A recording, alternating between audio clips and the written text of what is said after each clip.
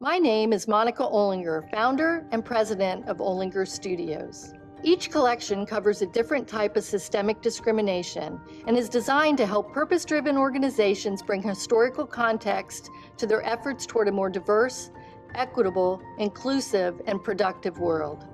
This collection examines the origins, evolution, and ongoing impact of American patriarchy. Because it's such a central concept and so easy to misconstrue, it's important that right from the start, we make clear exactly what we mean by patriarchy.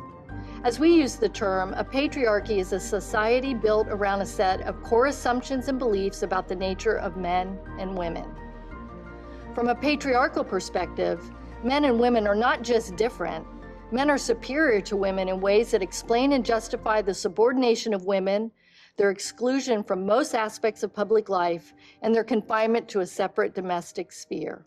The patriarchal perspective is not limited to the world of ideas. It is reflected in institutions, laws, policies, and customs that maintain and enforce a gender hierarchy.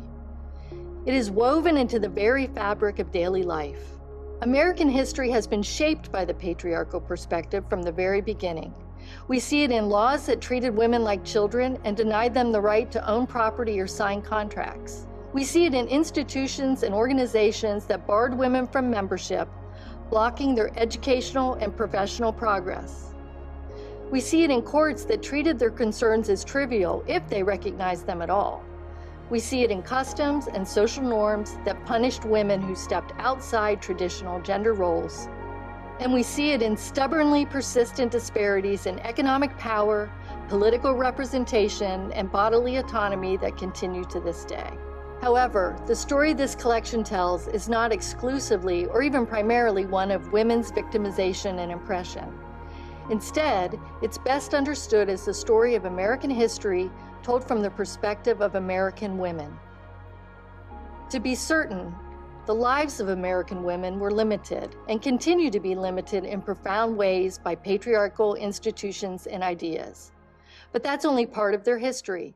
It's also a story about women participating in every major development in American history, shaping events, creating spaces for autonomy and self-expression, and pushing to expand the boundaries of what an American woman's life can be. It's a story that features famous writers, activists, reformers, and revolutionaries, and perhaps more importantly, ordinary women taking on extraordinary challenges under the most difficult circumstances.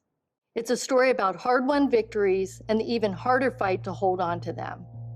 It's a story with ever-expanding horizons. In the late 19th and early 20th centuries, the primary goal of the first wave of the women's rights movement was obtaining the right to vote. In the 1960s, 40 years after that goal was achieved, a second wave of activists put forth a much more ambitious agenda, one that called for the social, economic, and political liberation of women. This movement, in turn, brought long-standing issues of intersectionality to the surface, raising questions about the combined impact of gender, race, class, and sexual identity on women's lives. And it's a story about connections between women across generations, as my own history illustrates. I am the proud daughter and granddaughter of two brilliant and resilient women. My grandmother, Gladys, was a high school valedictorian, but she was denied the academic recognition and opportunities afforded to her male classmates. Still, she made the most of what was possible, working as a legal secretary and serving as the assistant to the dean of Ohio State's Moritz College of Law. Her daughter, my mother Gwen, benefited from my grandmother's hard work and her determination that her daughter would have greater opportunities than she did. Gwen went to college, married, and had 5 children. She was an elementary school teacher, a job she loved, when she found herself a single mother of 5 children, ranging in ages from 12 to 17. The most important thing in the world to her was education, and she was afraid that she would not be able to give us the opportunities her mother had given to her. When she found out that many colleges and universities offer their employees tuition benefits, she applied for jobs at every college in a 50-mile radius until she was hired to run the bookstore of a small Catholic liberal arts school, getting the promise of free tuition for all 5 of her children. 30 years ago, I started my business with the small inheritance I received after my mother died suddenly and much too young.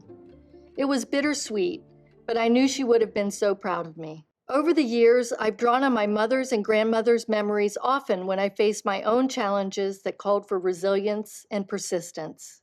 It's my hope that as you explore the modules in this collection, you'll make connections between your own story, the stories of the women in your life, and those of the generations of women who came before you.